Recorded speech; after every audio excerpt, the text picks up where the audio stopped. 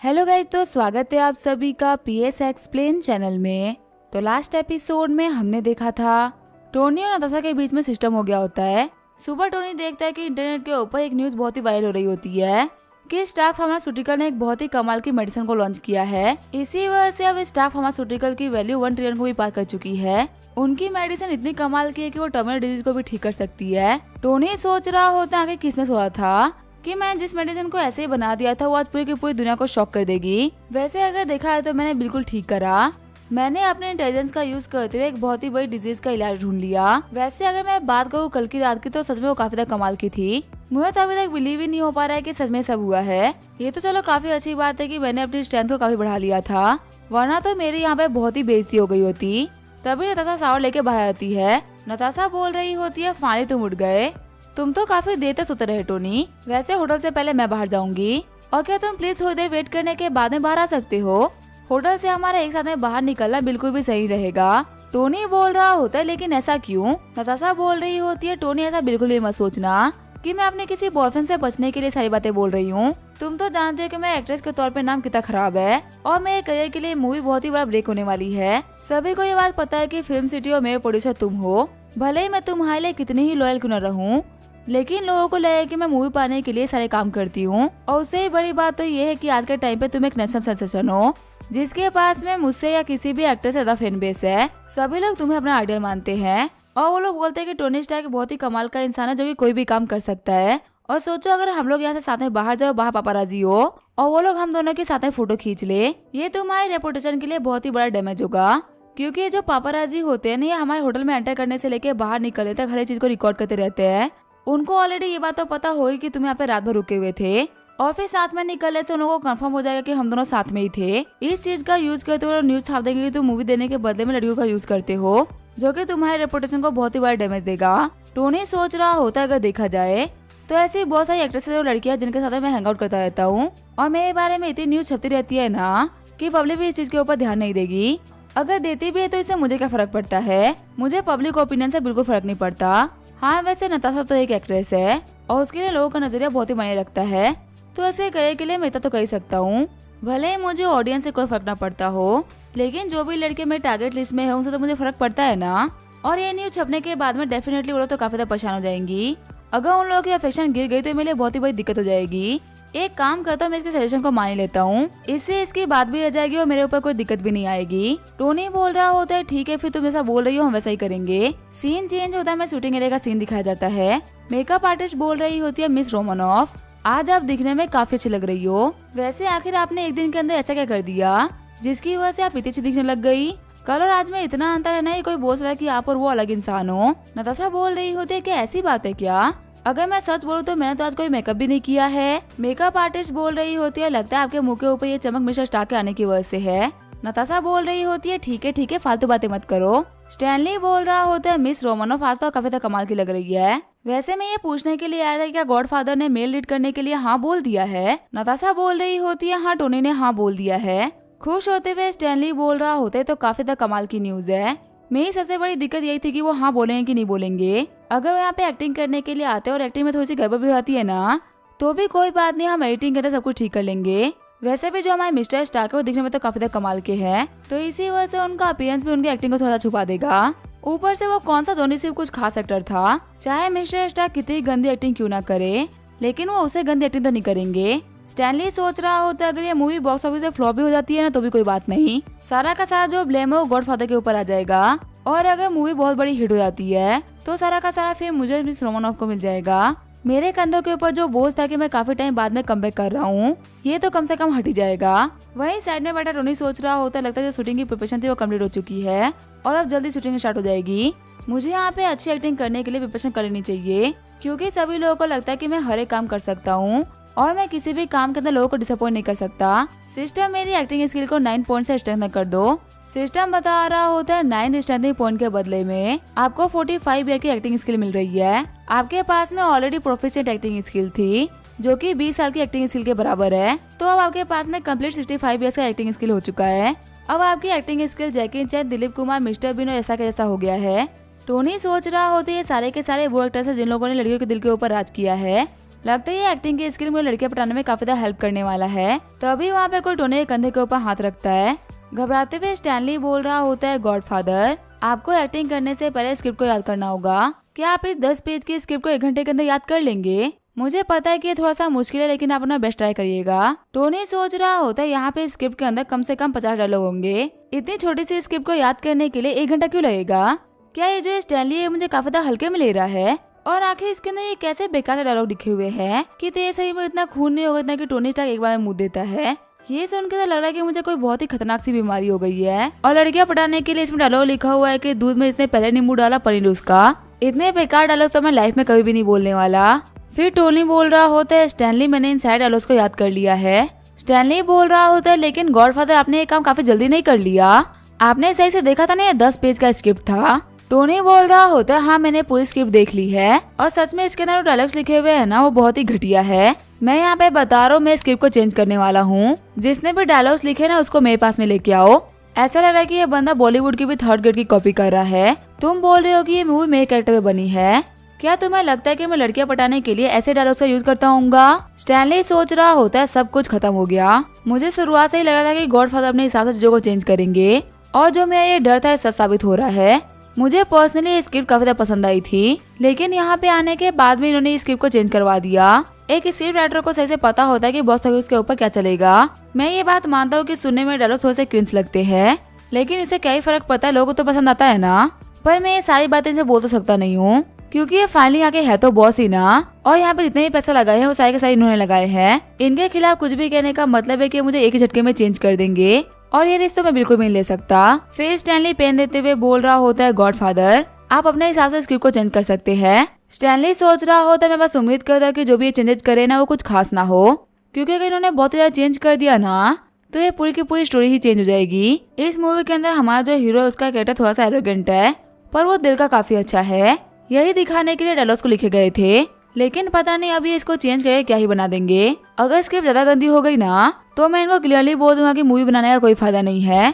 थोड़ी देर बाद में टोनी बोल रहा होता है, मैंने सारी के सारी मिस्टेक को सुधार दिया है, अब ये स्क्रिप्ट काफी कमाल की लग रही है। स्टैनली बोल रहा होता है, चलो एक बार देख ही लेते हैं कि आखिर जो स्क्रिप्ट है कैसी बनाई गई है। मैं बस प्रे कर रहा हूँ कि ये अच्छी हो। तभी वो शॉक्ड होते हुए बोल रहा होता है, ये क्या है? जो टॉप टायर के स्क्रिप्ट राइटर्स है ना वो भी ऐसे स्क्रिप्ट को नहीं लिख सकते। अब मैं श्योर हो चुका हूँ कि इन सारे चेंजेस के बाद में हमारा काम काफी ज्यादा लेवल पे जाने वाला है। इनकी हैंडराइटिंग देख के मुझे ऐसा लगा कि मैं किसी स्कॉलर की हैंडराइटिंग को पढ़ रहा हूँ, जो कि एंशिएंट टाइम के ग्रेटेस्ट स्कॉलर्स में से एक हो। और इनके डायलॉग ने हमारे मूवी के मेन लीड कैरेक्टर को काफी ज्यादा निखार दिया है। मैं ही बेवकूफ था जो कि सोचा था कि गॉडफादर सही तरीके से राइट नहीं कर पाएंगे, लेकिन इनका जो टैलेंट है वो मेरी उम्मीद से भी काफी आगे है। टोनी सोच रहा होता है, स्टैनली को क्या हो गया? आखिर ये मुझे घूर क्यों रहा है? स्टैनली बोल रहा होता है, गॉडफादर आपने यहाँ पर जो स्क्रिप्ट के अंदर राइटिंग करी है ना वो बहुत ही कमाल की है। क्या मैं ये बात जान सकता हूँ कि आपने कॉलेज के अंदर कौन से स्ट्रीम से ग्रेजुएशन करा है? टोनी बोल रहा होता है, मैंने लिटरेचर चूज किया था और अभी मैं उसके अंदर सीनियर स्टूडेंट हूँ। स्टैनली बोल रहा होता है, मुझे लगा था कि इतनी कमाल की हैंडराइटिंग और इतने कमाल का वर्क कोई नॉर्मल इंसान तो नहीं कर सकता। एक लिटरेचर का स्टूडेंट ही सही तरीके से लिटरेचर की वैल्यू समझ सकता है। अब बॉस हम लोग को थोड़ी देर का और वेट करना है। जैसे ही थोड़े से सीन शूट हो जाएंगे हमें समझ में आ जाएगा कि इन डायलॉग्स की वैल्यू कितनी है। मैं ये बात बोल सकता हूँ कि आपने काफी लंबे और पेचीदे डायलॉग्स को लिखा है, जो कि सुनने में तो काफी ज्यादा कमाल के लग रहे हैं, लेकिन बोलने में उतने ही मुश्किल है। लेकिन आप लाइंस की बिल्कुल भी टेंशन मत लीजिए, जो हमारे वॉइस और आर्टिस्ट है ना वो सारे के सारे काम कर देंगे।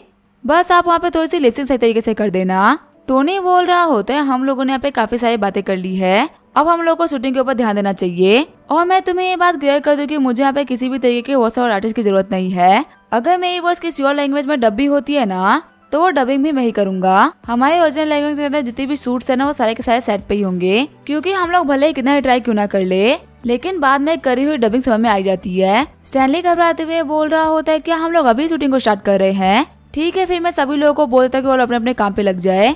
फिर अपने कुर्सी पे बैठते हुए स्टैनली सोच रहा होता है, जो गॉडफादर है ना वो बहुत ही इम्पल्सिव हो रहे हैं। मैं ये बात मानता हूँ कि वो लाइफ में पहली बार एक्टिंग कर रहे हैं और वो बाकी सारे काम में भी काफी अच्छे हैं, लेकिन एक्टिंग बाकी सारे जो की तरह नहीं होती। इसको एक नहीं बल्कि काफी सारे लोग जज करेंगे। यहाँ पे सबसे बड़ी दिक्कत की बात तो यह है कि मैं इनको ना तो कोई ओपिनियन देख सकता हूँ और ना ही कोई ऑर्डर। इन्होंने जो कहा वही फाइनल डिसीजन होगा। मैं तो बस यहाँ पे डायरेक्टर की पोजीशन में बैठा हुआ, यहाँ के डायरेक्टर भी यही है। चलो हम लोग इस पहले सूट को रिहर्सल के तौर पे मान लेते हैं कि यहाँ पे इस मूवी की रिहर्सल हो रही है। देखते हैं आगे गॉडफादर एक्टिंग करते कैसे हैं। जो जॉनी शिव था वो पहले काफी ज्यादा ओवर एक्टिंग कर रहा था। मैं उसको बोल रहा था कि उसको थोड़ा सा एरोगेंट बनना है, लेकिन वो तो पूरा का पूरा एरोगेंट बना रहा था। उम्मीद है कि जो गॉडफादर है वो इस रोल को समझे और ये बिल्कुल भी वो गलती ना करे जो कि जॉनी शिप कर रहा था। पर आखिर मैं गॉडफादर से उम्मीद भी क्यों कर रहा हूँ? जॉनी शिप तो एक प्रोफेशनल एक्टर है ना, जब वो इस कैरेक्टर को लेके गलती कर पा रहा है तो गॉडफादर तो पहली बार एक्टिंग कर रहे हैं ना। फिर स्टैनली बोल रहा होता है 1 2 3 एंड एक्शन। टोनी बोल रहा होता है क्या तुम इसके अलावा कुछ कहना चाहोगी? टोनी की एक्टिंग को देखते हुए नताशा कुछ भी नहीं बोल पा रही होती। नताशा सोच रही होती आखिर यहाँ पे क्या हो रहा है, आखिर टोनी के बॉडी के अंदर से इतना इंटेंस प्रेशर क्यों निकल रहा है। ऐसा नहीं है कि मैं पहली बार काम कर रही हूँ, मैंने बहुत सारे हॉलीवुड के एक्टर के साथ में भी काम कर रखा है, लेकिन मुझे इतना प्रेशर कभी फील नहीं हुआ। इनको देख के लगा कि ये कोई ब्लैक होल है जो कि मुझे पूरी तरीके से खत्म कर देंगे। मैं अपनी स्क्रिप्ट को 4 बार याद कर चुकी हूँ, लेकिन इनको देखते हुए मेरे मुंह से तो कुछ निकल ही नहीं रहा है। शॉक्ड होते हुए स्टैनली बोल रहा होता है आखिर यहाँ पे क्या चल रहा है, क्या जो मिस रोमानोफ है वो अपनी लाइन को भूल चुकी है? पर आखिर ये कैसे पॉसिबल हो सकता है? इन्होंने जॉनी शिप के साथ में सेम सीन को शूट किया था, अभी तक इन्होंने उनके सामने तो कोई भी गलती नहीं करी, तो आखिर मिस्टर स्टार के सामने कैसे गलती कर रही है? नताशा बोल रही होती है सॉरी डायरेक्टर स्टैनली, मैं अपनी लाइन को भूल गई थी। स्टैनली बोल रहा होता है सीन कट, एक बार पहले अपनी लाइन को याद कर लीजिए, उसके बाद आप शूटिंग करने के लिए आइएगा। नताशा बोल रही होती है मिस्टर स्टार्क, क्या सच में आप पहली बार एक्टिंग कर रहे हो? आपकी एक्टिंग इसके इतनी कमाल की थी ना कि मैं इसको देख के घबरा गई। टोनी बोल रहा होता है हो सकता है ये नेचुरल टैलेंट हो, मैंने भी 2nd क्लास के बाद में कभी एक्टिंग नहीं करी, पर पता नहीं ये चीज कैसे मेरे अंदर अपने आप ही बिल्ड हो गई। स्टैनली बोल रहा होता है ठीक है 1 2 3 एक्शन। टोनी बोल रहा होता है बताओ आखिर तुम कहना क्या चाहती हो? नताशा बोल रही होती है अब कहने के लिए बचा ही क्या है, क्या तुम मेरी बात को समझ नहीं पा रहे हो या फिर इसको ना समझने की एक्टिंग कर रहे हो? स्टैनली सोच रहा होता है जो गॉडफादर की एक्टिंग है ना वो किसी भी टॉप टायर के एक्टर से भी बेस्ट है, और उससे भी कमाल की बात तो ये है कि इन्होंने मुझे बताया था कि हम कुछ लाइट्स का यूज कर सकते हैं सीन्स को और इंटेंस दिखाने के लिए। इन्होंने हमसे ये भी कहा था कि हमें एडिटिंग के अंदर VFX और CGI का यूज करना है जिससे कि सीन्स और भी कमाल के लगेंगे। और सबसे कमाल की बात तो ये है कि ये दोनों ही साथ में इतनी अच्छी एक्टिंग कर रहे हैं ना कि देख के तो मजा ही आ जा रहा है। ऐसा लग रहा है कि मिस्टर स्टार्क एक गॉडली एक्टर है जो कि कैमरा के सामने आती अपनी एक्टिंग स्किल दिखा देते हैं। नताशा बोल रही होती है तुम्हारी बातों को सुनने के बाद में एक ही बात समझ में आ रही है कि तुम्हें मेरे ऊपर बिल्कुल भी भरोसा नहीं रहा। ठीक है फिर हमारे बीच में जो भी चीजें थी वहीं पे खत्म होती है। सीन के खत्म होने के बाद में टोनी और नताशा स्टैनली को देखने लगते हैं। सभी लोग सोच रहे होते डायरेक्टर क्या हो गया, सीन तो कंप्लीट हो चुका है फिर भी ये कट क्यों नहीं बोल रहे। स्टैनली अभी भी सोच रहा होता है इनकी एक्टिंग सच में काफी ज्यादा इंटेंस है। किसी लेजेंड ने बोला था कि एक्टिंग ऐसे करो जैसे कि तुम जिंदगी जी रहे हो और जिंदगी ऐसे जियो जैसे कि तुम एक्टिंग कर रहे हो। सच में आज उस चीज का एग्जांपल मैं अपने सामने देख पा रहा हूँ। टोनी बोल रहा होता है स्टैनली क्या हुआ, सीन तो कंप्लीट हो चुका है तुम कट क्यों नहीं बोल रहे। शॉक्ड होते हुए स्टैनली बोल रहा होता है हाँ आप सही बोल रहे हैं, सीन यहीं पे कट होता है। स्टैनली सोच रहा होता है सच में मैंने यहाँ पे इनको ऐड करके कोई भी गलती नहीं करी। वैसे ये तो काफी अच्छी बात है कि जो मिस्टर स्टार्क है वो फिल्म इंडस्ट्री के अंदर बिल्कुल भी इंटरेस्टेड नहीं है। ये एक बहुत ही कैपेबल बिजनेसमैन है, उनका सिर्फ पैसा बनाना है। अगर तो ये फिल्म इंडस्ट्री के अंदर आ जाते ना तो ये पूरा का पूरा इंडस्ट्री का लेवल ही चेंज कर देते। इनकी जो एक्टिंग स्किल है वो इतनी कमाल की है ना कि इनके लेवल की एक्टिंग तो कोई कह ही नहीं सकता। और जब ऑडियंस इनको देख रही तो बाकी किसी को देखना ही नहीं चाहती। सच में कभी कभी कोई चीज अच्छे के लिए ही होती है। आगे स्टैनली बोल रहा होता है आपने बहुत ही कमाल का काम किया, ये वाला सीन एक ही टेक में सही तरीके से शूट हो गया है। फिर बार बार स्टैनली बोल रहा होता है ये भी एक टेक में, ये भी एक टेक में कंप्लीट हो गया। शाम को हम देखते हैं पिकअप हो गया होता है।